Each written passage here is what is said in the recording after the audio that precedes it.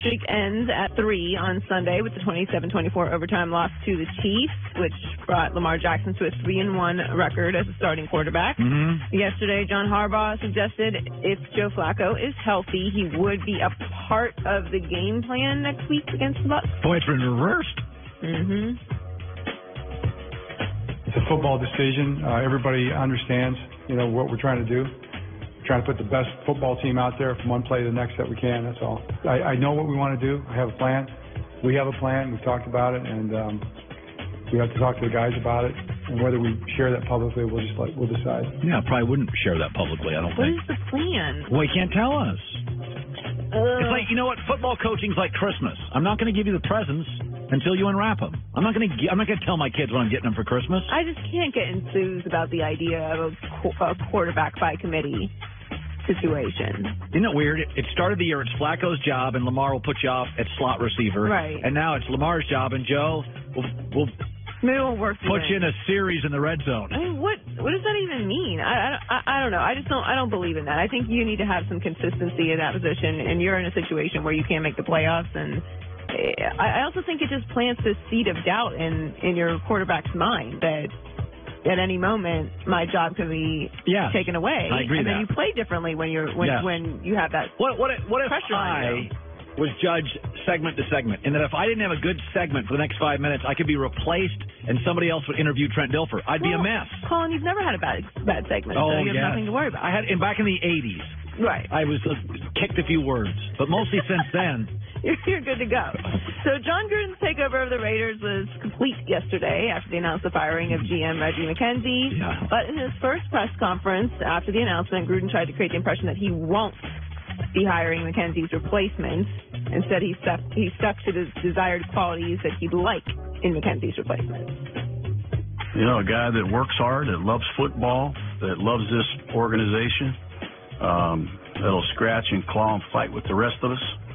I think it all starts there. Obviously, expertise and personnel, great leadership skills, a number of things that go into this job. It's a tough position in this league.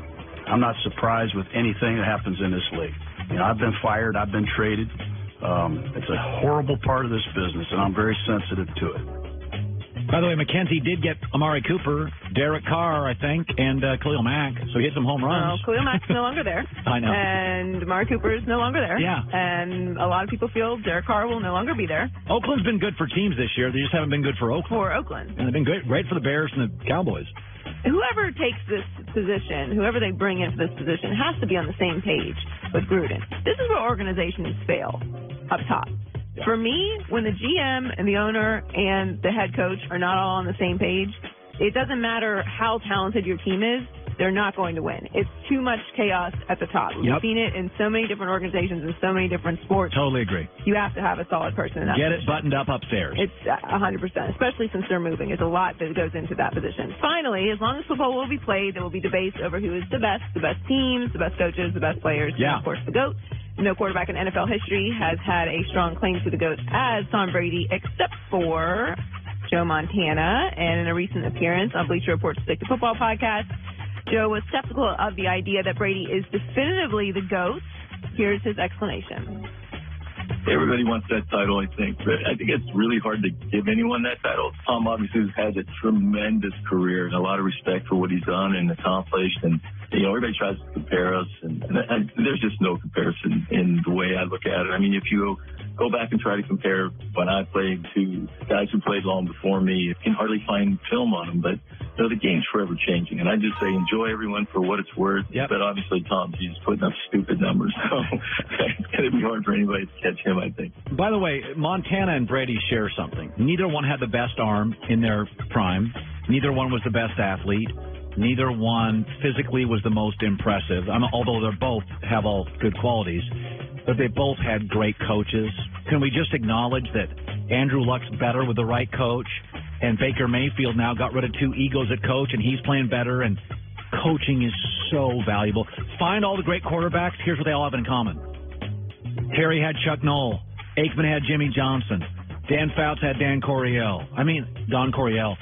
You can't do it without a great coach. There's been no quarterback with a lousy coach that's a legend. It doesn't happen. This is going to get clipped off, though, that there's no that there is no comparison line. It's just going to get taken right out of that whole context of that statement. Joy with the news. Well, that's the news. And thanks for stopping by. The Herd.